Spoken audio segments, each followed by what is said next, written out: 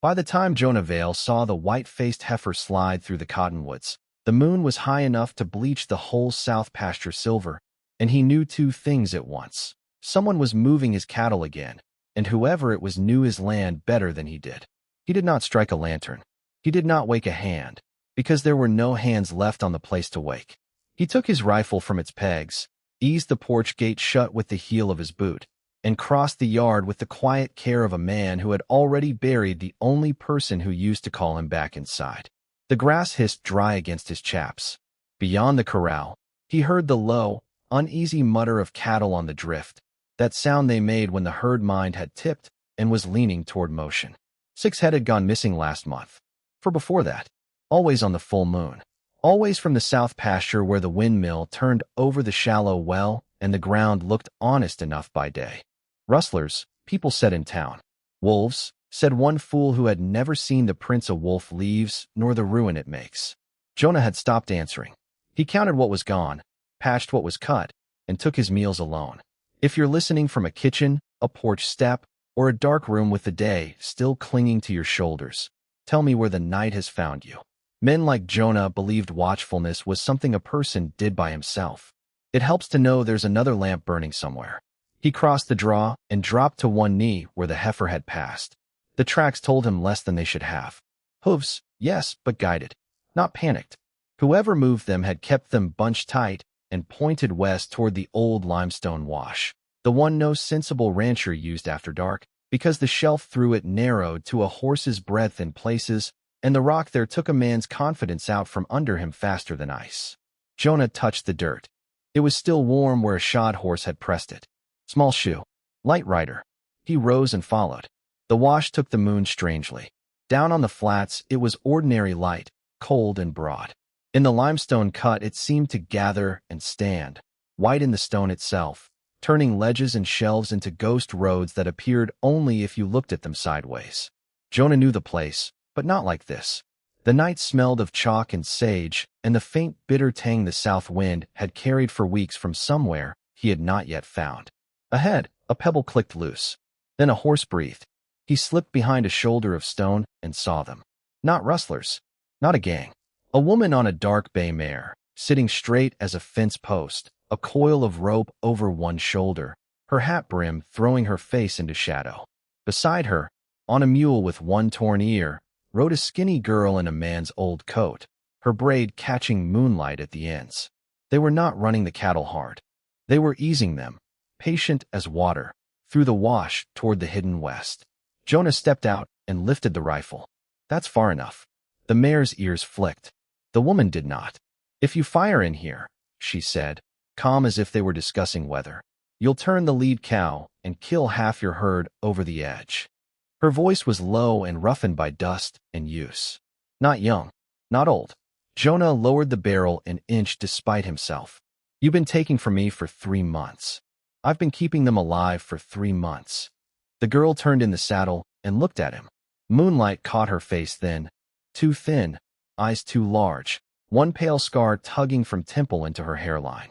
She said nothing, just watched him with the guarded stillness of a wild thing that had been fed by hand but never trusted it. Jonah took a step. The mare stamped once. Who are you? The woman nodded toward the ledge to his left. A man who asks questions before he checks his footing is a man who plans to answer them later. Your horse is on rotten edge. Jonah looked down. The limestone under his gelding's left hind hoof had cracked into a black seam. He backed the horse without taking his eyes off her. When he looked up again, there was no triumph in her face. Only fatigue. Deep, old, settled fatigue. The kind that had given up expecting to be believed. You can ride back and keep losing cattle, she said. Or you can come see where your south water's driving them. She turned then, as if the choice were his and no concern of hers. The girl clicked softly to the mule, and the little herd went on, whitebacks drifting between the stone walls like scraps of cloud. Jonah should have gone for the sheriff, should have marked the place and come by daylight. Instead, he slung the rifle and followed the woman through the wash, because curiosity is only fear that has decided to keep walking. The cut opened all at once into a pocket valley he had never seen, though it lay less than 3 miles from his own porch. Box elders crowded a spring at the far end. Grass stood belly-high and green in the moonlight, richer than anything on Jonah's side of the ridge. His missing cattle were already lowering their heads to drink from a stream, so clear the stones shone on the bottom like coins. Jonah dismounted and went to the water. Cold struck his fingers sharp as truth. He cupped it, drank, and felt the clean mineral bite of mountain runoff instead of the stale metal taste that had been haunting his own well. Behind him, the woman swung down and loosened the cinch on her mare. "You built no fence," he said. "Fence would show from the ridge. So you knew you were stealing." She was unlooping a small medicine satchel from the saddle horn. At that, she stilled. "If I meant theft, I'd have sold them. I brought everyone back before dawn except the brindled calf last month, and that one was too weak to stand by sunrise. I buried it east of the wash where coyotes wouldn't worry you with the remains." The certainty of the thing hit him harder than any lie would have. She knew his stock, knew which calf he had lost, and when. The girl had already knelt by a yearling with crusted eyes and was rubbing something sharp-smelling along its gums. Her fingers moved quick and practiced. "Who taught her that?" Jonah asked before he could stop himself. "The same person taught me." The woman finally looked at him full. Her face was lean, weather-browned, with a mouth that had forgotten softness but not kindness. "Name's Mara Holt. That's Lark. If you want to be angry, do it after dawn. Take one swallow of water from your south well first." Jonah had 100 questions. Why no one had mentioned a Holt woman living west of the wash? Why she had watched his place close enough to know his losses? Why the girl flinched when he lifted his hand, though he had not lifted it against anyone in his life. But the yearling at Lark's knee had stopped trembling. Jonah watched the little rise and fall of its ribs and felt his anger lose shape. "What's in my water?" Mara looked toward the east ridge where the moon sat above the dark line of the old or workings. "Something that shouldn't be. And you know that how?" At that, her expression shut like a barn door in wind. "By paying for the knowing." They worked the weak cattle in silence. Jonah held heads, pried open jaws, ran his hand down legs gone loose from poor drinking. Mara measured powders into tin cups and mixed them with spring water. Lark moved among the animals without speech, but the herd gave to her in a way cattle only give to those who have no sharpness in them. Once, when a nervous red cow swung horn toward Jonah's chest, the girl touched 2 fingers to its neck and the creature settled, as if the moon itself had put a hand there. By the time the eastern horizon paled, Jonah's shirt was damp with cold sweat and spring water. The 6 cattle he had thought gone stood fed and easier in the grass. Mara saddled up without ceremony. "I'll bring them through the wash once the sun's high enough to hide the trail shine," she said. "Don't let them drink south till you know." Jonah caught her rein. "You think I'm meant to just trust a woman stealing from my pasture by moonlight?" Her eyes dropped to his hand on the leather, then lifted again. "No, I think you're meant to decide whether your pride is worth more to you than your herd."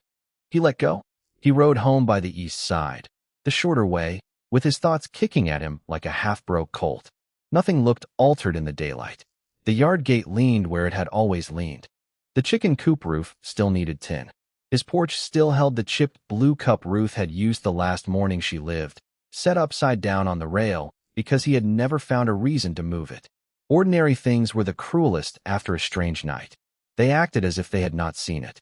He went straight to the south trough, drew up a bucket from the well, and brought it to the oldest cow in the home lot, a dun-faced matron that had calved easy every spring since he and Ruth were first married. She drank greedily. Jonah dipped his fingers and tasted. The bitterness hit the back of his tongue like old pennies in ash. His stomach dropped so hard he had to set the bucket down. The cow took 2 staggering steps, coughed wetly, and folded at the knees in the dust. Jonah was at her shoulder before she hit the ground, one hand under her jaw, the other gripping horn slick with his own panic. Her breath came fast and shallow, then slower, then not at all. He stayed there with his palm on her cooling face until he heard a horse in the yard. Silas Granger rode in under the new sun as if he owned the road leading to every man's ruin. He was broad through the chest, silver at the temples, his coat cut better than any man within 50 miles had cause to wear on horseback. He sat his saddle like an old king too polite to mention the throne.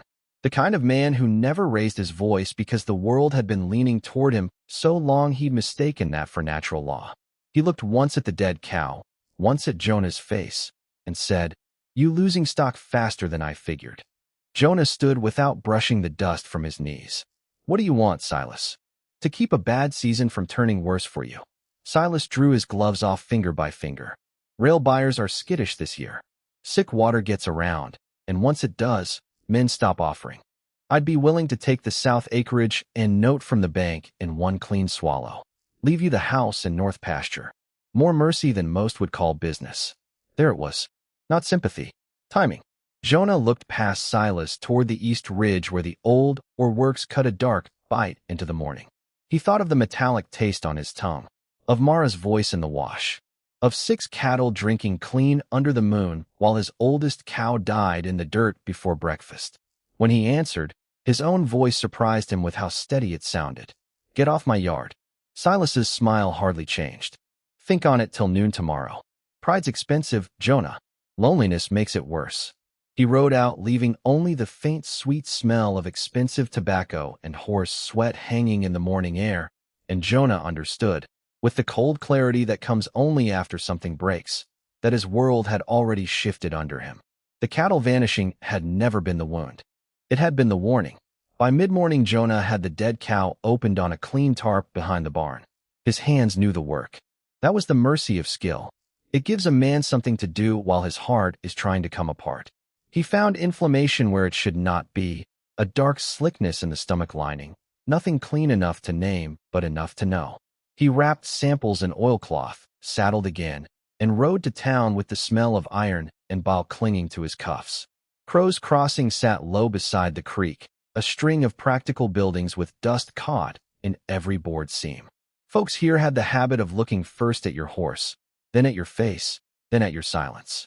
Jonah tied at the hitch rail outside the mercantile and went in with the oilcloth bundle under his arm. Mrs. Bell at the counter had a way of pinching licorice sticks between her teeth when gossip ripened. She pinched one now. Heard you were missing more calves. Need lye soap, Jonah said. And a clean jar. Her eyes fell to the bundle. That from one of yours. Jonah set his coins down. That from me saying I need a jar. Across the room, the blacksmith's boy pretended to study nails while listening with his whole neck. Jonah took the jar and turned, only to find Sheriff Amos Reed standing in the doorway. Reed was narrow as a fence rail, with a sun-peeled notch in one ear from a bar fight years back and a habit of rolling a toothpick from one side of his mouth to the other when he disliked the direction of a conversation. You hear about the Holt woman again? Reed asked. Jonah stopped. What Holt woman? The one folks west of the wash like to call a shadow, and east of it like to call trouble. Reed spat the toothpick into his palm. Widow. Keeps to herself with the girl. Men lose small things, and like blaming whatever won't come to church supper. What? Jonah heard, in the sheriff's careful tone, that Mara had already been tried by rumor and found guilty for the convenience of others. No reason. Reed leaned his shoulder on the frame. If you're mixed up with her, don't be foolish. Granger's already raised concern about sick stock drifting countyside. If there's contamination, board can quarantine the whole South Range. That was the easy path standing right there in broad daylight. Go home. Say nothing. Let the board come. Let Silas buy the place cheap. Let loneliness do what it had been trying to do since Ruth died and finish him proper. There was a rough kind of peace in imagining it. No more fighting weather or notes or empty rooms. No more waking at midnight because you thought you'd heard footsteps that could not possibly be there. Then he remembered the girl in the moonlit meadow rubbing medicine into a yearling's gums with hands steadier than most grown men. What if the stock's sick because the water is? Jonah asked. Reed's eyes narrowed. You saying Granger's or ditch is bleeding farther than he claims? I'm saying I want it looked at. By whom? Jonah thought of the bank note held under Silas's thumb. The county board that took supper at Silas's table twice a month. The way truth in a small town often arrived wearing boots someone richer had already muddied. Someone who doesn't owe him. Reed snorted softly. You find that person, you tell me. He left the mercantile and crossed to the telegraph office, where Nora Pike sat behind the wire desk with blue ink on her thumb and spectacles forever slipping down the bridge of her nose. She had been a schoolteacher before her lungs gave out on winter chalk dust and turned her to wires instead. Jonah asked about sending for a state livestock examiner out of Casper. She told him she could send the telegram, but state men moved slower than mildew unless a county official attached his mark. When he left, Silas Granger was standing under the awning across the street speaking low to the bank manager. Noon wind had come up by the time Jonah swung back into the saddle. He should have gone home. Instead, he turned west. Mara Holt's place sat in a fold of land beyond the wash where the sage gave way to scrub willow and one stubborn stand of cottonwoods along a trickle of clear runoff. Calling it a ranch would have been generous. There was a lined shack with a newer roof than the walls deserved, a lean-to stable, a smokehouse, and a kitchen patch fenced against deer. Everything on the place had been mended rather than replaced. It held together the way some people do, not prettily, but with intention. Lark saw him first. She was currying the torn-eared mule with a broken toothbrush, moving in long, even strokes. When she noticed Jonah, she did not smile. She rapped two knuckles against the fence post in a rhythm that must have meant something, because Mara came out of the shack wiping her hands on a flour sack towel. "You came in daylight," Mara said. "One of mine died in the yard after one drink." Nothing in her face said "I told you so." That somehow made it worse. How many more looked poor? Too many. She nodded toward the stable. "Then unless you're here to stand still in the doorway, help me pack." He helped. Powder tins, bandages boiled and dried, a small auger, leather pails, a roll of canvas hose, coffee wrapped in paper, hard biscuits. Lark came and went without wasting emotion. Once Jonah reached for a crate at the same moment she did, and she startled so hard the box slipped. Mara steadied it before it hit the ground. "She don't hear quick from the left side," Mara said. "Fever took some of it when she was 6. Lark's chin lifted in annoyance, not shame. Jonah nodded to her the way he would to any grown hand. "I'll remember." That earned him the smallest change in her face, something not yet trust, but perhaps the idea of it. They rode together to the south pasture and spent the afternoon sorting the weak cattle from the strong. Jonah watched Mara work and understood why the herd moved for her. She wasted no motion and no voice. When a steer balked, she angled her mare just enough to suggest pressure, never force. When a calf went down, she was beside it before Jonah had fully swung from the saddle. Lark moved through dust and sunlight with a sack of medicines over one shoulder, tapping animals lightly at the flank, counting breaths on her fingers. At dusk, they sat on overturned buckets near the trough while a cow with scoured flanks drank measured swallows from a clean barrel they had hauled in. Mara crushed herbs with the butt of a spoon.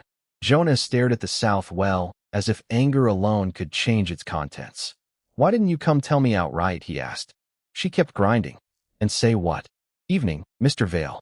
I'm the woman folks say stole 3 church hens and a breeding ram she never even touched. Also your water's bad, though I can't prove it on paper, and by the by, I've been driving your cattle through a hidden wash under the moon." He had no answer for that. "My husband worked the assay sheds up near Granger's old silver cut," she went on after a while, "before the mine stopped paying proper and started bleeding him for labor instead. He told them the settling ditch was poorly lined. Told them spring runoff would carry things farther than they believed.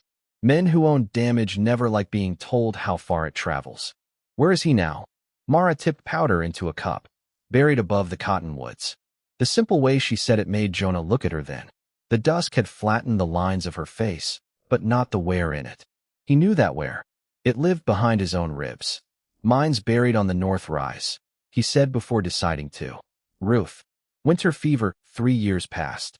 Mara did not offer him pity. She just nodded as if setting one hard fact beside another.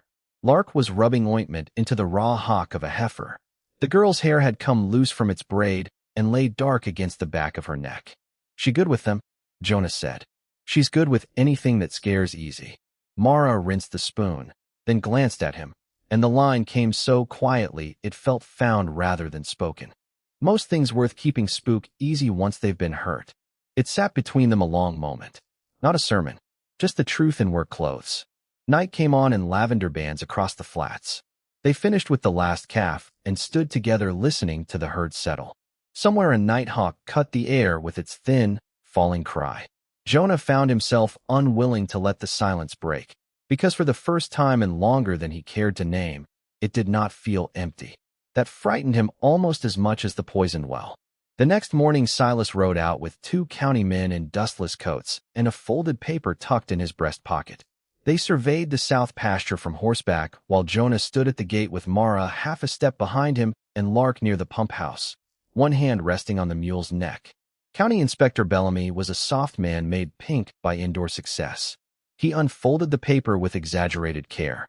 By complaint of suspected contamination and risk to market stock, this acreage may be placed under temporary watch pending examination. No movement of cattle beyond county boundary. Silas let his gaze drift over the weak animals by the home lot. Shame. A forced sale under watch brings miserable rates. Jonah took the paper and read it through. Bellamy had signed. So had Amos Reed, but lower, where the ink thinned as if the pen had hesitated. There was no full quarantine yet. Only warning. A noose still slack enough to tighten. You asked for this, Jonah said to Silas. I asked for protection, Silas replied. For the county. For buyers. For any family downstream that might someday pull a bucket from the same run. Mara's laugh was small and hard. You remembered downstream at last. Bellamy looked at her, as men look at something troublesome they wish had stayed outside. Mrs. Holt, your name is not on this land. No, she said. Just my husband's bones. Reed, standing a little back with his hat low, shifted once. Jonah caught it. Not discomfort at Mara. Discomfort at Bellamy. When the riders left, dust hanging in the yard after them, Jonah paced once from gate to trough and back.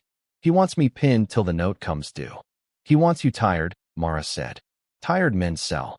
Lark was watching the east ridge, not the departing riders.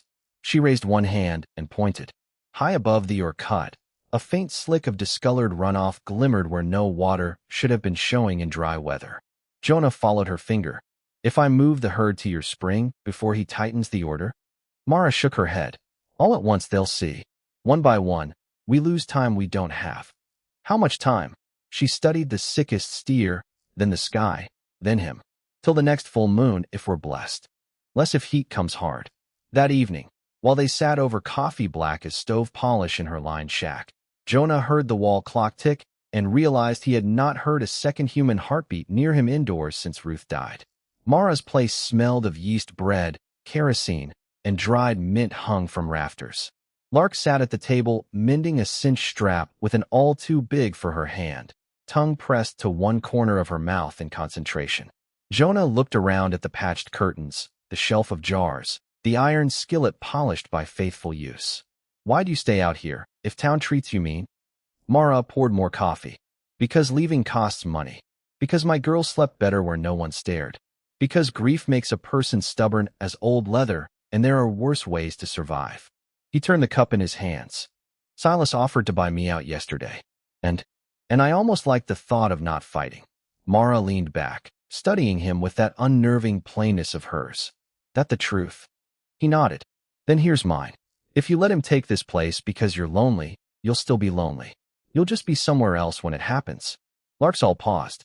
Jonah stared into the coffee until his own face distorted in it. Outside, wind combed the willows. Somewhere in the dark, a cow lowed once, soft and troubled. At the edge of that silence, let me ask you something I think matters more than people admit. If the only hand telling you the truth belonged to someone everybody around you had already decided not to trust, would you take it? Or would you choose the lie because it came in a cleaner coat? Jonah chose before dawn. They would move the whole herd on the full moon. For 4 days they worked like people patching a roof with weather already over the hill. Jonah and Mara ran small strings through dry draws, teaching the lead cows the turn into the limestone wash without taking enough stock at once to raise alarm. Lark cached water kegs behind sage brakes and laid flat stones over the brightest spots of trail shine. Nora Pike, after one look at Jonah's oilcloth samples and another at the hollow in his face, agreed to send a second telegram under her own name to a stock examiner she claimed once courted her cousin and still owed her family a favor. Amos Reed started riding the East Road twice daily and saying to anyone who asked that he was only hunting a cattle thief. The way he said it let Jonah know the sheriff had begun to understand what kind of theft this really was. On the 5th evening, Jonah found Mara kneeling by her husband's grave under the cottonwoods. There was no marker grander than a planed board with Ben Holt burned into it by hand. She rose when Jonah approached, brushing dirt from her skirt. He knew before anyone, she said. About the ditch. About Granger laying cheap lining where proper stone should have gone. Ben kept notes because he thought facts would save him. Did they? No. She looked at the grave. but they kept him honest. Jonah wanted to ask where those notes were. Something in her face stopped him. There are questions a person earns only after staying. Full moon came up clear and pitiless.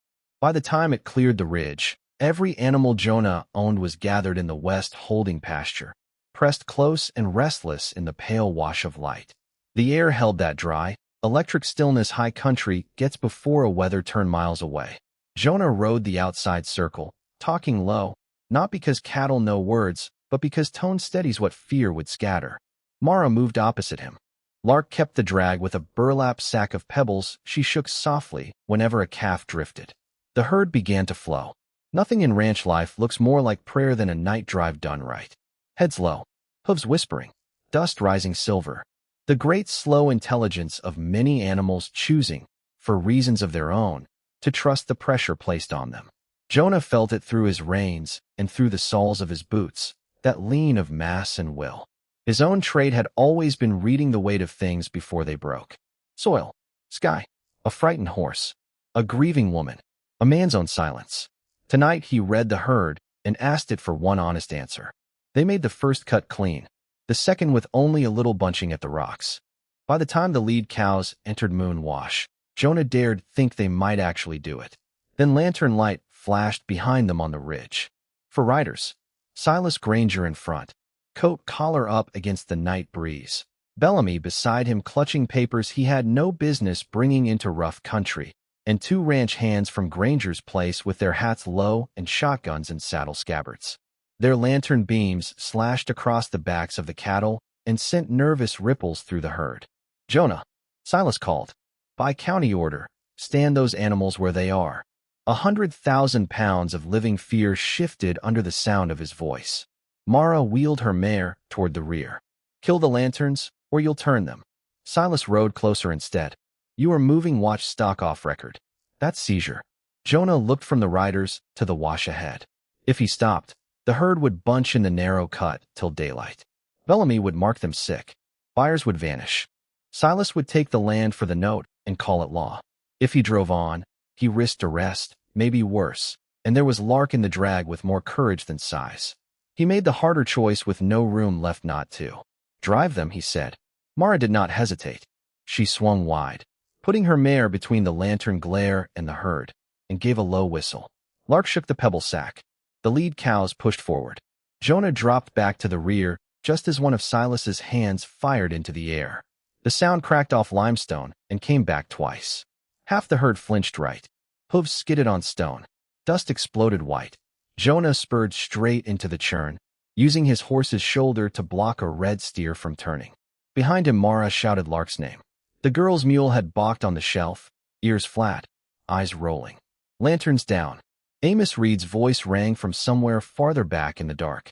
Jonah never learned when the sheriff had joined the chase. One moment chaos held the wash. The next there was another rider cutting in from the east wall, and Reed was there batting Bellamy's lantern from his hand with the butt of his rifle. Flame hit rock and went out. In the brief darkness that followed, the moon seemed brighter than before. Lark got the mule moving, but something fell from Mara's saddle as she twisted to see her. A leather packet hit the stone and split open beneath Jonah's horse. Pages. Folded, weather-darkened pages, covered in a neat tight hand and marked with dates, flow depths, or wash measurements. Jonah saw one name written twice before a hoof came down across the margin. Silas Granger. Mara saw it too. For one heartbeat, fear crossed her face so naked it made her look young. Not fear of the riders. Fear of the truth being loose at last. Jonah leaned from the saddle, snatched the leather packet off the rock, and jammed it under his vest. The shelf narrowed ahead where the wash bent above the old settling ditch. The moon struck the limestone there, so bright it looked iced. That was when the lead cows smelled the riders behind and the drop beside them all at once. They stopped as one body. The line compressed. Horn touched flank. A calf bawled. Another shotgun blast sounded, farther back, and the whole front end of the herd began to roll wrong. Not forward now, but sideways toward the outer edge. Don't push, Jonah shouted, though no human order could stop that much animal panic. He saw the answer then because this was the one thing in the world he had never stopped knowing. A herd does not turn where you yell at it. It turns where its confidence goes. Pressure too hard, and they break. Steady enough, and they lean. He threw himself from the saddle. Jonah. Mara's voice ripped the night. He landed on the shelf 2 strides ahead of the lead cow, boots skidding in chalk dust. The animal's eyes rolled white. One more sideways shove from the mass behind, and she'd go over, and the others with her. Jonah took off his hat and dropped the rifle and walked straight at her, slow, hands low, speaking the same useless-seeming nonsense Ruth used to murmur over first calf heifers in a storm. That's it, girl. Easy now. There's no edge in my voice. Just me. Just the path. Behind him, stone grated loose. The shelf under his right boot cracked with a sound like a plate breaking under water. He did not look down. He looked into the lead cow's eye and stepped left, taking his own weight with him, asking for hers to follow. While behind him half his life pressed toward the drop, and Mara could do nothing but watch which way they would all go. The cow blew hard through her nose. Then, with that immense blind trust animals sometimes grant men who hardly deserve it, she shifted one forehoof toward Jonah. The whole front of the herd leaned after her. Mara moved then, sharp and sure, driving her mare against the shoulder of a turning steer and opening the line. Reed shouted from the rear. Lark, pale as the moon, had the mule planted sideways at the outside edge, making herself a living fence, though terror shook her from boot heel to braid tip. Jonah kept moving one step at a time, coaxing the bell cow around the bend as limestone pebbles skipped into darkness beside him. When the last red yearling cleared the choke point, Jonah's leg gave way. Mara was off her horse before he hit. She caught his coat, Reed caught his arm, and together they hauled him onto safer rock while the herd flowed on toward Box Elder Pocket with the exhausted obedience of creatures too spent to question mercy. No one spoke for several seconds. Men talk much about bravery and rarely tell the part where afterward their hands won't stop shaking. Jonah sat with his back against the stone and looked down at his palms, white with chalk. Mara crouched in front of him, checking his ribs, his knee, the cut over one eyebrow he had not felt happen. Her own breath was ragged.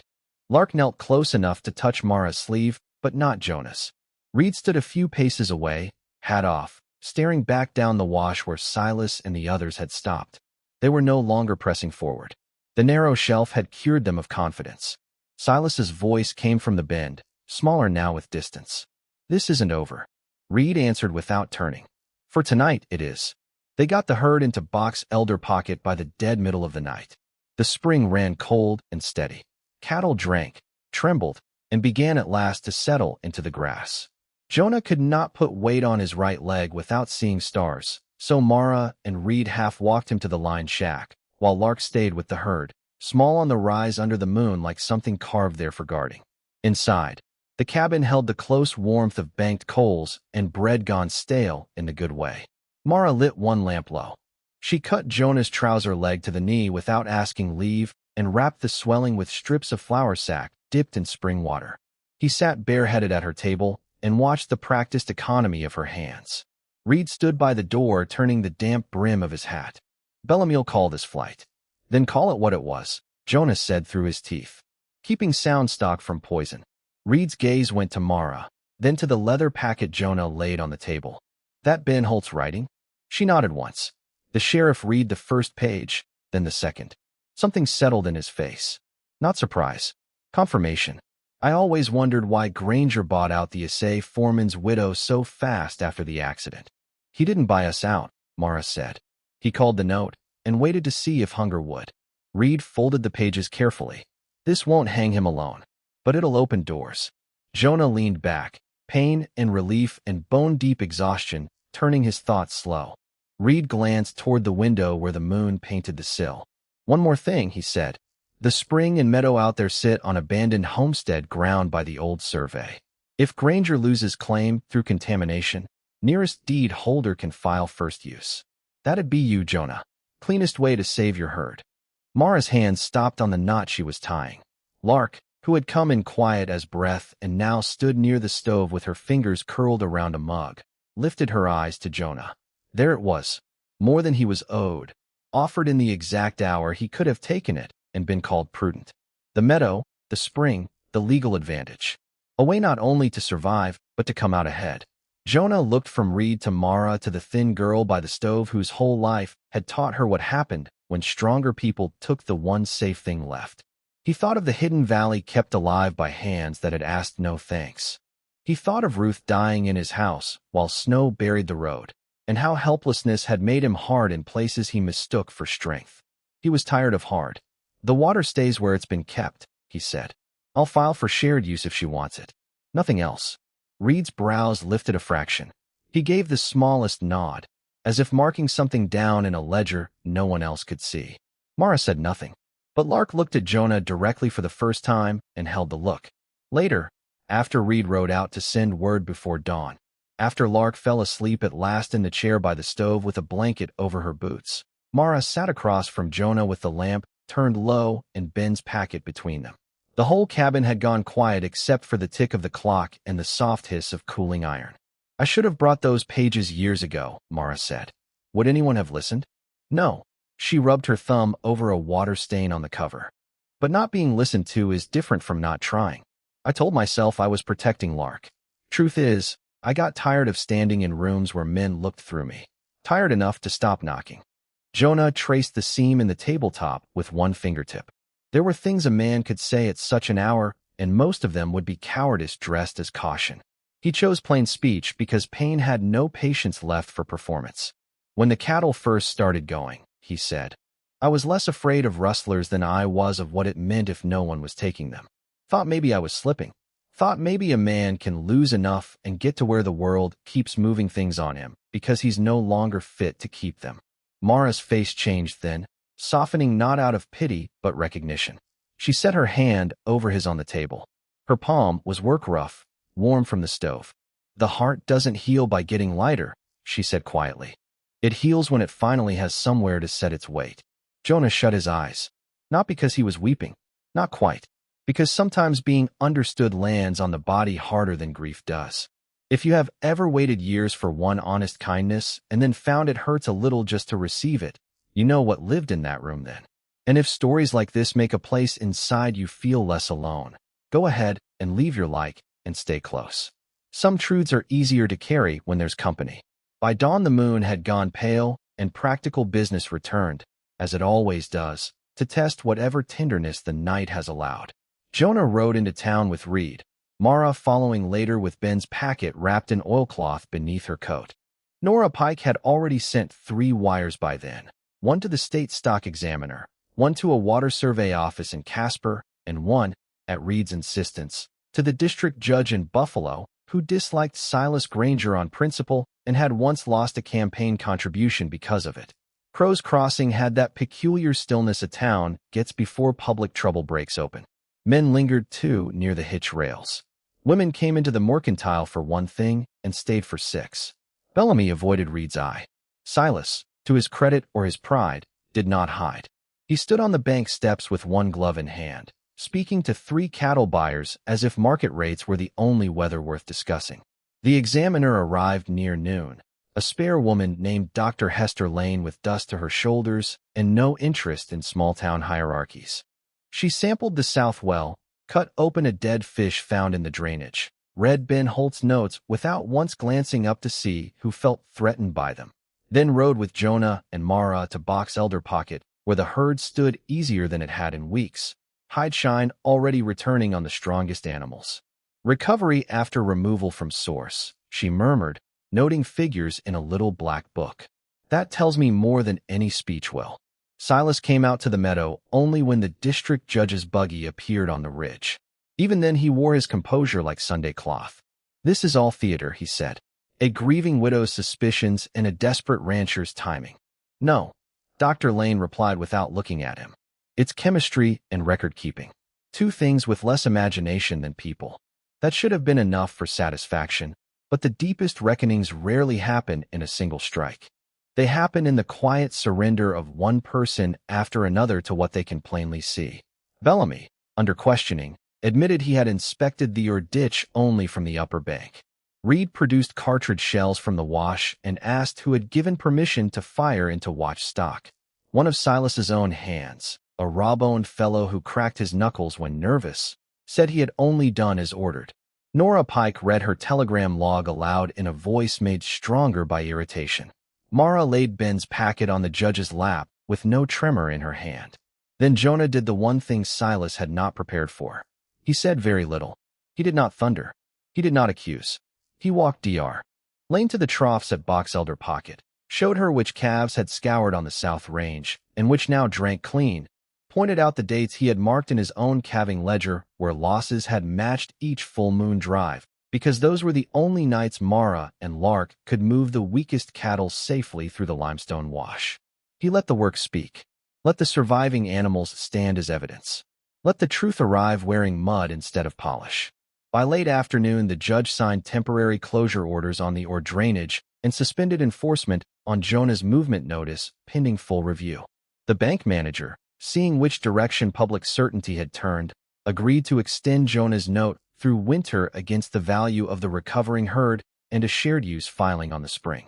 Buyers, who had spent the whole day pretending not to choose sides, began walking their horses toward Jonah's section of the meadow to ask quiet questions about fall rates.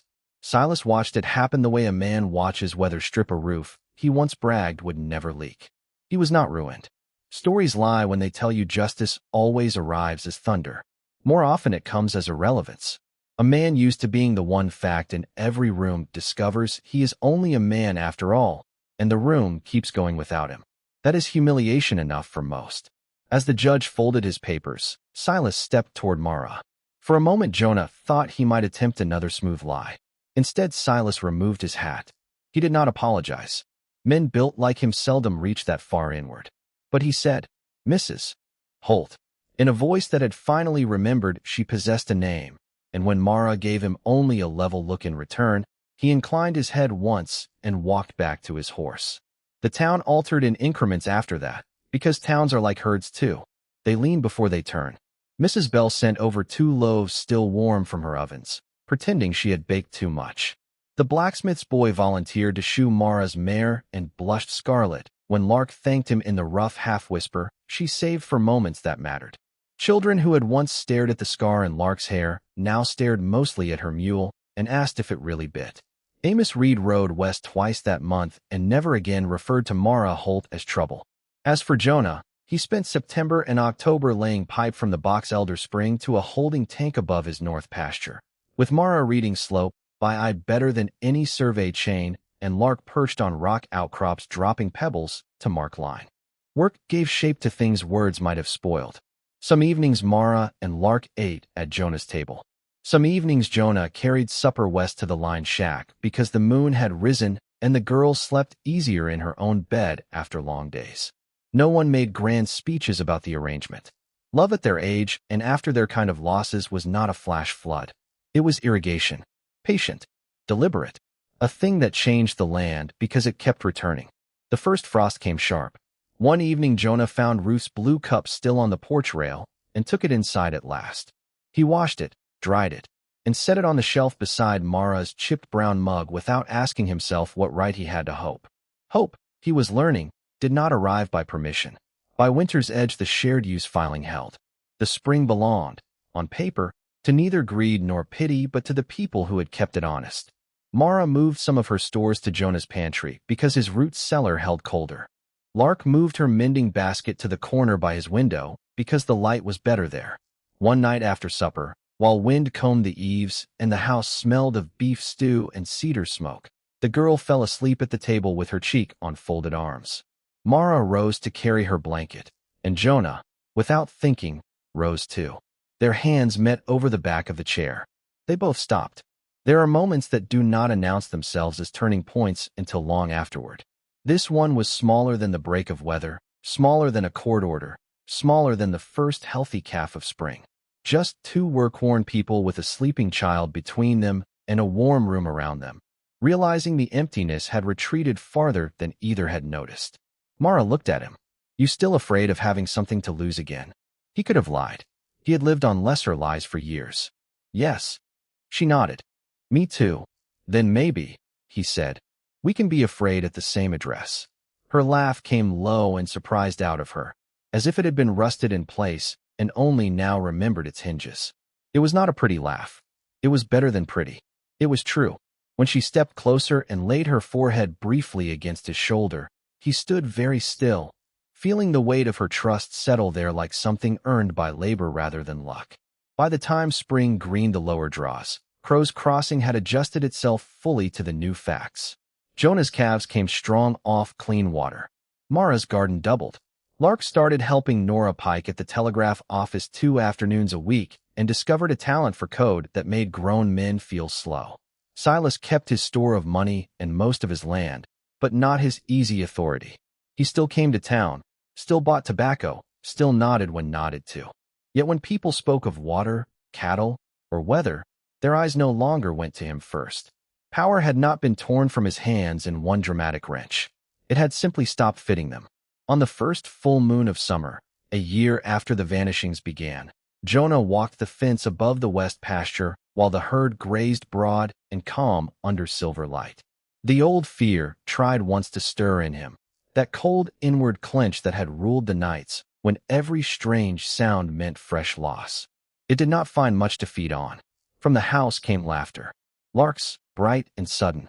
Mara's after it, lower, carrying through the open kitchen window.